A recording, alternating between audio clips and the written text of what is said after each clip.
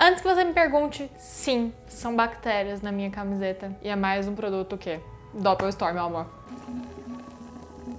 Seja bem-vindo a mais esse episódio de análise científica do Master...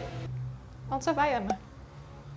Seja bem-vinda a mais esse episódio de análise científica do MasterChef. Meu nome é Laura, aqui tá a Ana Pillow e hoje a gente vai conversar sobre óleos essenciais e molhos. Bom, na parte 1 desse programa da semana, o programa é o episódio número 15, eles tinham que fazer uma receita que lembrasse uma data festiva, usando obrigatoriamente um óleo essencial na preparação. E aí o óleo essencial era o que? Era a publi, né, gente? Né? Quem nunca foi blogueira nessa vida? Bom, aí nessa parte a gente teve um nhoque em distanciamento social, né? Porque um prato desse tamanho, 5 pedaços de nhoque, alimenta quem, gente? Não alimenta, né? Aí, além de tudo, ela bateu a massa do nhoque na batadeira. Isso, a gente já conversou sobre batatas. Bater a batata demais pode soltar muito amido. E aí, se solta muito amido na massa do nhoque, você vai ter que colocar mais farinha. E aí, quanto mais farinha você colocar, mais pesada a sua massa vai ficar. E, enfim, é uma bola de neve e pode dar muito errado a sua massa. Massa de nhoque a gente sempre faz na mão, pra garantir que vai ficar, ó, levíssimo. Bom, aí teve uma menina que ia fazer um negócio com mandioca e ela ficou lá cozinhando a mandioca na panela aberta,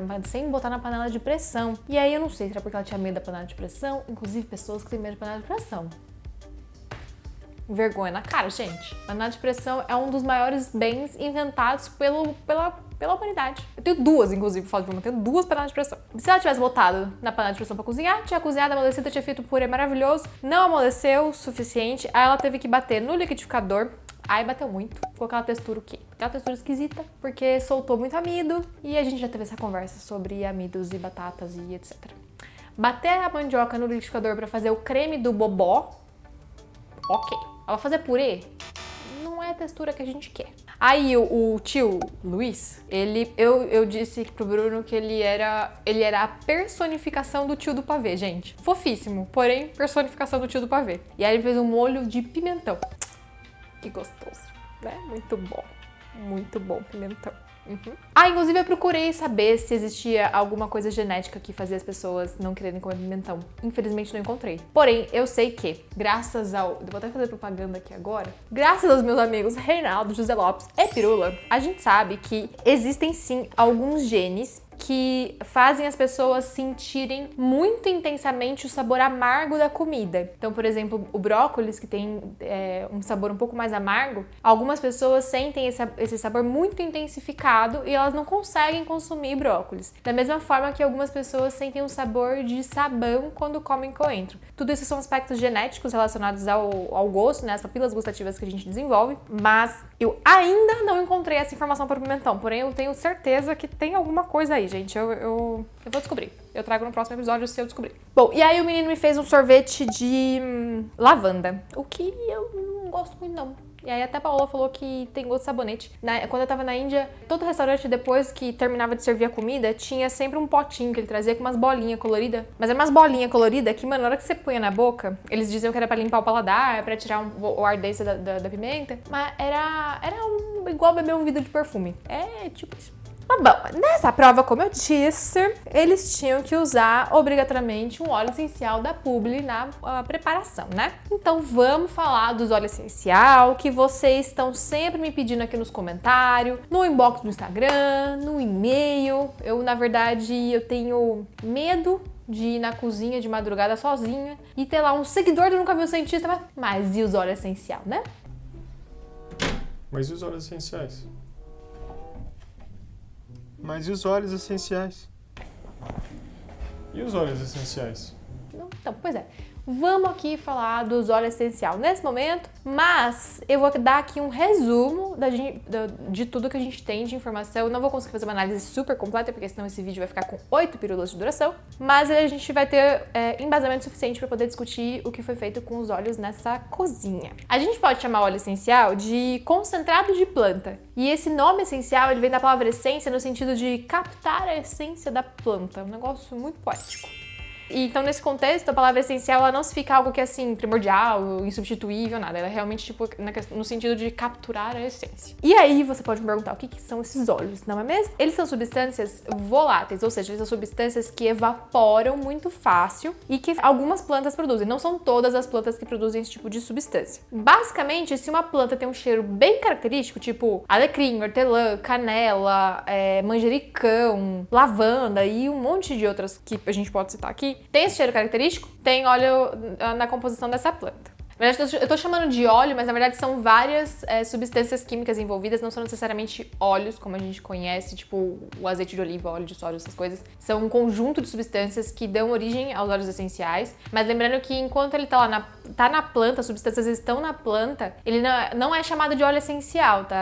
As moléculas vão ter os nomes independentes dela. Tem terpenoide, tem um monte de nome diferente que vocês não precisam ouvir neste momento para entender a história toda e complicar tudo. O óleo essencial, ele contém as substâncias que foram extraídas e concentradas da planta. Então, ele tá tudo muito concentradinho ali, numa concentração que a gente nunca encontraria na planta. Porque lá, essas substâncias estão sempre presentes numa concentração muito baixa. E aí, por ser uma substância muito concentrada, a gente tem que sempre diluir para usar. Então, a gente vai usar, tipo, 1 ou 2 gotas no máximo, porque ele é realmente muito forte, muito concentrado. Ao contrário da homeopatia, não é mesmo? A gente já teve essa conversa essa semana, inclusive.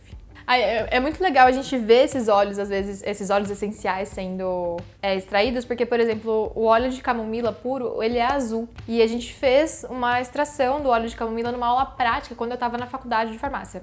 Foi bem legal. Bom, e pra que essas substâncias servem, né? Pra nós humanos, ele serve como tempero, como incenso, como perfume, como cosmético e também na controversa aromaterapia, que eu já vou falar daqui a pouquinho.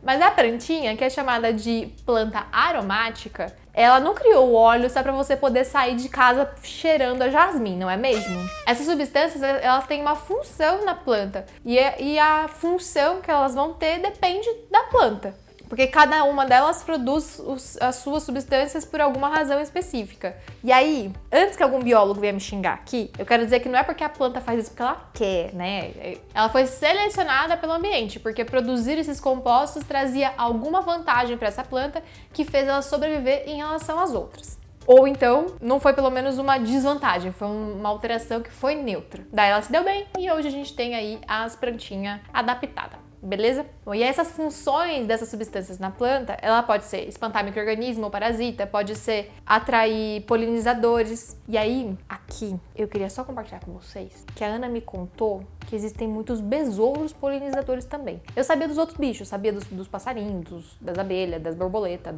sabia dos rolês tudo. Mas besouro foi um negócio que me chocou. Eu tô chocada até agora. Mas enfim. Então é isso. Os óleos essenciais, eles são compostos de várias substâncias que na planta tem alguma função que traz um benefício para essa planta, tá? E agora, eu queria muito fazer um adendo histórico e aí eu vou já dizer que as informações que eu vou falar agora são deste livro, que, gente, não é merchan, é só porque eu realmente estou lendo, tá aqui meu marcador.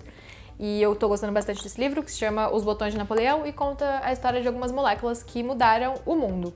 E aí, essa história que eu queria contar é o seguinte. O nosso mundo, ele é do jeito que é hoje, com muitos países que foram colonizados por europeus, com muita exploração de povos nativos, com toda a merda que a gente já viu em livros de história, por causa de plantas aromáticas. Mais especificamente das especiarias, como a noz moscada, a pimenta do reino, o cravo da Índia, a canela e várias outras. E o cheiro de especiaria que tá aqui é incrível.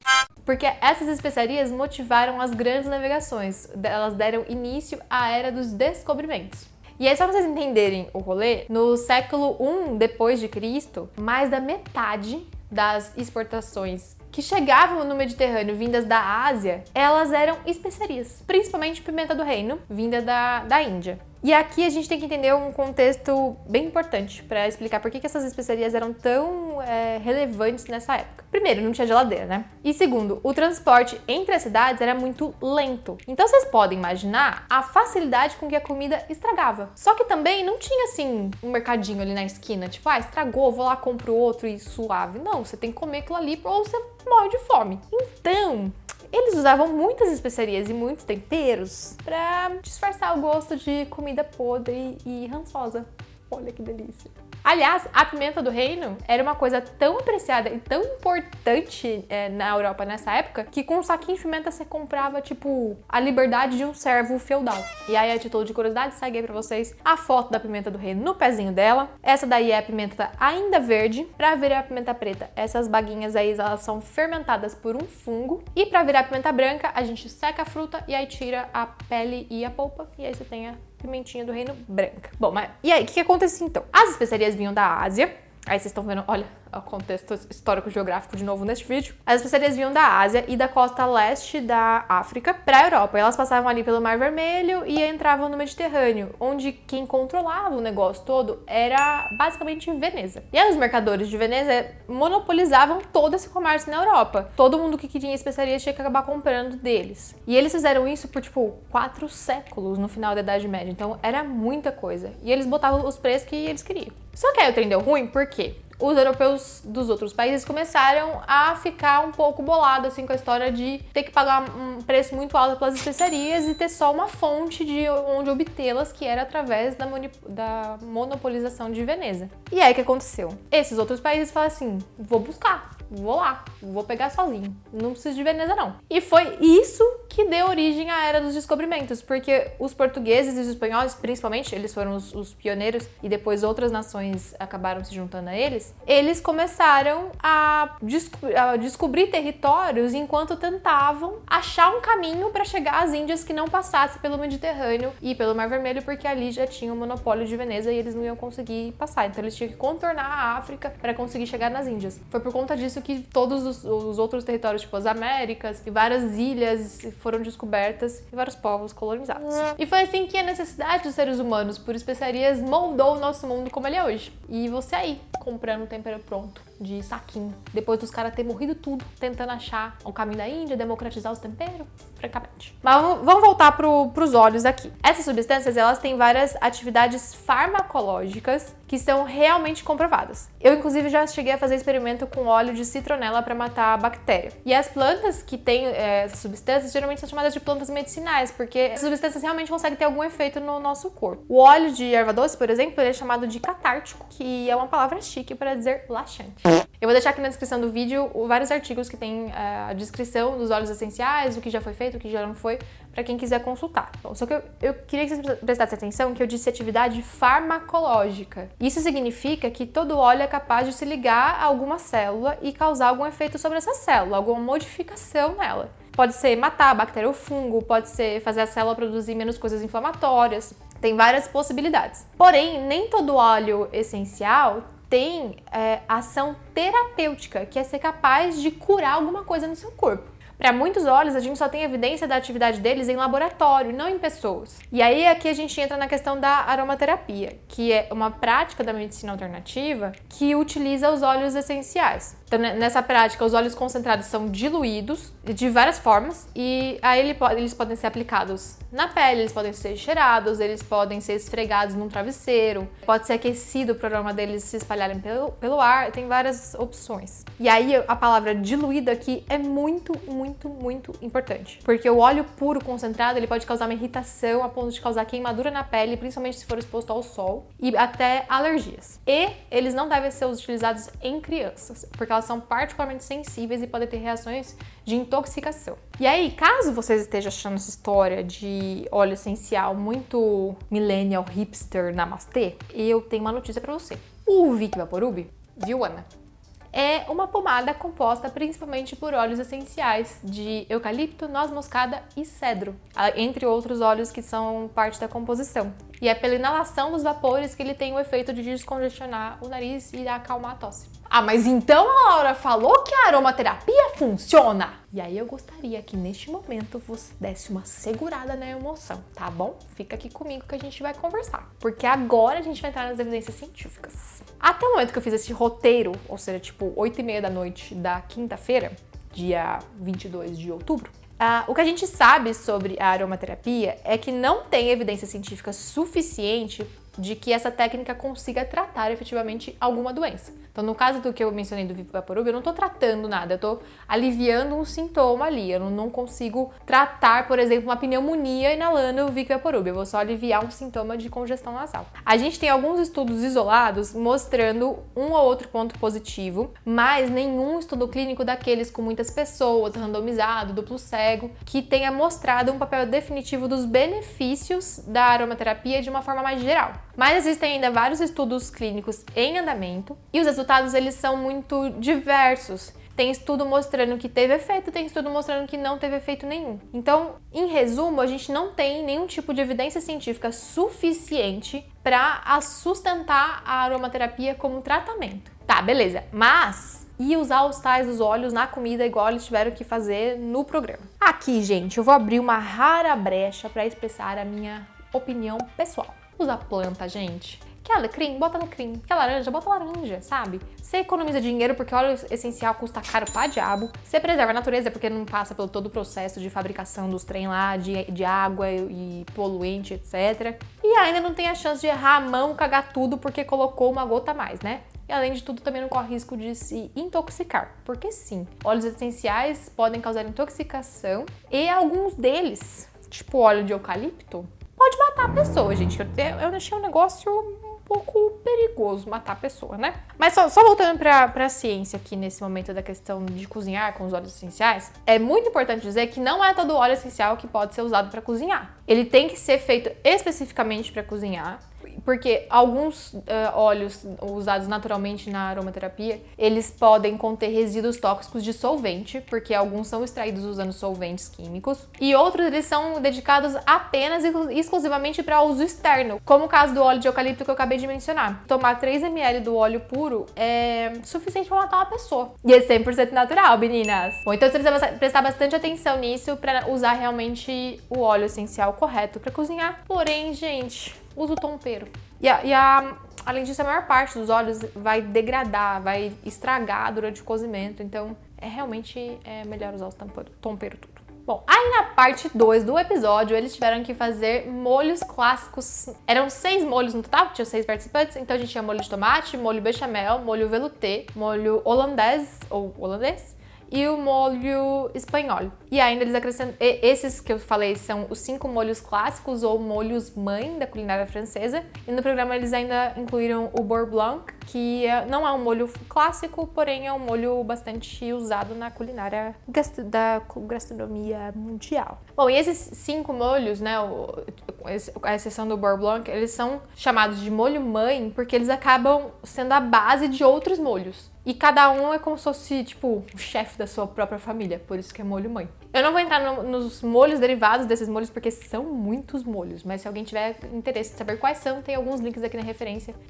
na descrição do vídeo, mostrando quais são todos os molhos derivados de cada um deles. E aí, só pra gente ter uma definição muito clara do que é um molho, a definição culinária é que o molho é essencialmente algum líquido e algum tipo de espessante aromatizado com algum ingrediente. E cada um dos 5 molhos mãe é feito com um líquido diferente e um agente espessante diferente. O bechamel, o velouté e o espanhol são engrossados com roux, só que em cada caso o roux é cozido por um período de tempo diferente para produzir uma cor mais clara no bechamel ou mais escura no espanhol. O velouté seria o intermediário. Eu expliquei como funciona o roux num dos episódios anteriores do MasterChef, que eu também vou deixar aqui na descrição. No bechamel, o líquido é leite. No velouté, o líquido é um caldo claro, e aí pode ser caldo de frango ou de peixe. E no espanhol é um caldo escuro, que aí eu descobri, eu nunca fiz esse molho, não tenho uma familiaridade com ele, mas eu descobri que é um caldo escuro que usa até osso de carne pra dar sabor. E aí você, tipo, assa o osso pra criar mais sabor, e aí com esse osso você faz o caldo, é um negócio muito louco. E além disso, você inclui purê de tomate pra dar mais corpo e mais sabor. Pra esses 3 molhos, a reação química que dá a textura deles é a gelatinização do amido lá no roux, na farinha cozinhando, que eu também já expliquei nesse episódio do roux. Bom, e aí perguntaram no Instagram que queriam saber quais eram as combinações possíveis para cada molho, com o que a gente faz. Então, com bechamel a gente faz lasanha, a gente faz gratin, que é quando você assa algum vegetal ou com molho bechamel no forno. A gente faz macarrão, a gente faz croque monsieur, que é um sanduíche de presunto e queijo, molho bechamel gratinado no forno, que eu amo de paixão. O velouté a gente serve com frango ou peixe. E o espanhol, ele geralmente é servido com carne vermelha porque ele é um molho bem forte. Ou ele é servido com carne vermelha, ou ele é usado de base para outros molhos. Ele não é servido sozinho em muitas ocasiões. Bom, o molho holandês já é um molho diferente, porque o agente espessante dele não é o roux, mas a gema do ovo. Mais especificamente, a lecitina da gema do ovo. Então, para quem é novo aqui, a gema tem essa substância chamada lecitina, que é uma substância emulsificante, o que significa que ela é capaz de se ligar ao óleo e à água ao mesmo tempo e fazer com que os dois formem uma mistura homogênea e estável, que é chamada de emulsão. É assim que a gente faz maionese, é assim que a gente faz molho holandês, é assim que a gente faz várias coisas na culinária. E aí, por ser uma mistura de óleo em água, fisicamente, quimicamente, essa emulsão acaba sendo bem espessa, aquela textura bem cremosa. Então, ao contrário dos outros 3 molhos que eu mencionei, a reação química que dá a textura do holandês é a emulsificação. E essa emulsificação você tem que fazer em banho-maria, tá? Com a temperatura bem branda. Que o colega lá, o tio do pavê, ele fez direto no fogão. E aí deu ruim a emulsão dele, já vou mencionar. Bom, e aí o espessante é a gema e o líquido desse molho é a manteiga clarificada. Manteiga clarificada é uma manteiga que você deixa ferver por um tempo, vai começar a formar uma espuma branca. Essa espuma branca tem as proteínas e o açúcar do leite, a lactose. E aí com uma peneirinha você remove toda essa espuminha branca, que são os sólidos do leite, e sobra ali só a gordura da manteiga. A água também evapora durante esse processo de fervura. Essa manteiga clarificada é a manteiga ghee, a manteiga de garrafa, né? Então são manteigas que foram clarificadas e que você consegue fazer em casa. A justificativa para usar manteiga clarificada no molho holandês é que remover as proteínas e os açúcares do leite que estão ali na manteiga faz com que a emulsão seja mais estável. Então o molho ele não vai talhar, ele vai durar mais tempo como uma emulsão realmente. Mas eu já fiz holandês com manteiga normal e deu certo igual. Talvez ele não dure muito tempo na geladeira e aí ele começa a separar a emulsão depois de um tempo. Mas como eu comi tudo no mesmo dia, achei que foi suave. Bom, e aí com o que a gente come esse molho? Ele combina muito bem com frutos do mar, com vegetais e com ovos. Ele faz parte do famoso Eggs Benedict, ou os ovos beneditinos, que é uma das minhas comidas favoritas. Nossa, como eu gosto desse negócio. Mas ele não combina muito bem com carne vermelha, igual o tio do pavê lá queria fazer. E aí, como eu falei, ele misturou o negócio no fogo e ele ainda misturou tanta coisa que acabou virando uma maionese, tinha gosto de maionese ao invés de ter gosto de molho holandês. Teve uma hora, inclusive, que ele tacou gelo na emulsão, porque ela tinha talhado, e aí o gelo consertou. Como ele começou a fazer essa mistura, né, bater os ingredientes no fogo sem fazer um banho-maria, isso aumentou a temperatura a tal ponto que, em vez de misturar e unir os ingredientes, eles se separaram. Quando ele colocou o gelo, a temperatura baixou e os ingredientes se unificaram de novo e a mistura ficou homogênea novamente. Então, nunca testei, porém, termodinamicamente e fisicamente funciona. Bom, aí o outro molho mãe, o último molho mãe, é o molho de tomate. E aí, quem é que nunca fez um, não é mesmo? Tem várias fórmulas para fazer esse molho. E aqui a gente geralmente não precisa adicionar nenhum ingrediente espessante, porque o próprio tomate consegue dar corpo e textura para o molho sem precisar de um roux ou de uma gema para fazer esse papel. E o líquido pode ser só água, pode ser um caldo, pode ser... sei lá, pode ser o que você quiser, você é livre, meu amor, você faz o que você quiser da sua vida. E aí tem molho rápido, tem molho que fica tipo 3 horas no fogão cozinhando e apurando ali. Tem gente que faz com tomate assado, tem gente que, sei lá, tem gosto pra tudo, pra fazer molho de tomate, de verdade. Tem gente que gosta do molho liso, tem gente que gosta do molho pedaçudo. É uma terra de faça aquilo que te deixa feliz. Mas a única regra é, tem que refogar a cebola. A cebola precisa refogar, porque o menino me colocou o quê? Cebola crua no molho de tomate. Cebola crua, gente, é no vinagrete. No molho de tomate, você não bota cebola crua, porque você vai comer um molho de tomate, vai estar aquele negócio crocante, não. E aí eu queria mostrar essa mensagem que a Ana me mandou enquanto ela estava assistindo o episódio, que até ela ficou chocada, e foi com essa mensagem dela que eu percebi que eu criei um monstro da química culinária. Porque ela falou, ele perdeu a chance de agregar sabor com a reação de Maillard. Olha só, não fui eu que falei de reação de Maillard aqui neste momento, neste vídeo, foi a Ana. Olha, chegamos aqui a mais da metade do vídeo sem eu nem ter mencionado reação de Maillard dessa vez, gente. Bom, e aí o último molho é o molho Beurre Blanc, que não é um dos 5 molhos mãe, como eu já mencionei, e ele é bastante parecido com o holandês, mas a principal diferença é que ele não leva gema de ovo. Aqui a emulsão ela é feita só controlando a temperatura dos ingredientes, então você começa aquecendo a redução de um ácido, que pode ser vinagre ou vinagre com vinho branco, tem algumas pessoas podem usar até o limão no lugar do vinagre. Pode colocar também um tipo de cebolinha que vai dar um sabor bem bacana. Depois que essa redução estiver feita, vai adicionando manteiga gelada em cubos para ir formando o molho e você vai batendo isso sem a necessidade de ter a emulsão pela gema. Só que por não ter a gema, essa emulsão ela é menos estável, então pode ser que ele separe bem rápido. Então não é um molho que dá pra você guardar e comer no dia seguinte e ficar com a mesma textura. E ele vai super bem com tudo praticamente. Vai bem com vegetal, com carne de porco, com carne vermelha, com frango, com peixe, tudo, né? Só que um detalhe importante é que como ele é a base de manteiga, se você tiver uma carne gordurosa, um peixe gorduroso, um pedaço de frango gorduroso, não é legal usar esse molho porque vai ficar muita gordura, ele vai ficar um negócio pesado de comer, né? A mesma coisa vale pro holandese, que também vai muita manteiga. E o tio lá do pavê queria servir com a carne vermelha, que já é uma carne pesada, que tende a ter mais gordura, então tem que ter sempre um equilíbrio. Se seu molho tem pouca gordura, você pode servir com uma carne mais gordurosa, mas se ele tem muita gordura, é melhor você servir com uma carne mais magra ou com vegetais, que aí não tem erro. Bom, quem ganhou o episódio foi a... Eita, esqueci o nome dela. A menina do cabelo comprido, que eu esqueci o nome. Ela fez o molho velouté e ela serviu com salmão e batatas assadas. Então o pessoal gostou bastante do prato dela. Bom, e aí no próximo programa a gente tem de novo a tal da caixa dos famosos. E depois eles vão ter que fazer comida de rua. Isso pode ser interessante. E aí, pra encerrar o vídeo de hoje, eu queria fazer um pedido em meu nome e de toda a equipe. Eu queria pedir pra você compartilhar esse vídeo com todas as pessoas que você achar que podem gostar desse conteúdo, porque nem sempre é muito fácil fazer com que os nossos vídeos cheguem a mais pessoas, que passem a conhecer o que a gente faz por aqui. E quanto mais pessoas conhecerem o nosso canal, mais fácil fica pra gente continuar esse trabalho e ter formas de manter toda essa produção de conteúdo rodando de maneira sustentável. Então, por favor, se você gostou de tudo que a gente faz por aqui no Nunca Vi um Cientista, compartilhe esse vídeo com seus amigos, que vai ajudar muito a gente e a gente vai ficar muito feliz. É isso por hoje, a gente se vê no próximo episódio do MasterChef. Um beijo, tchau! Parece salsicha, mas é cenoura.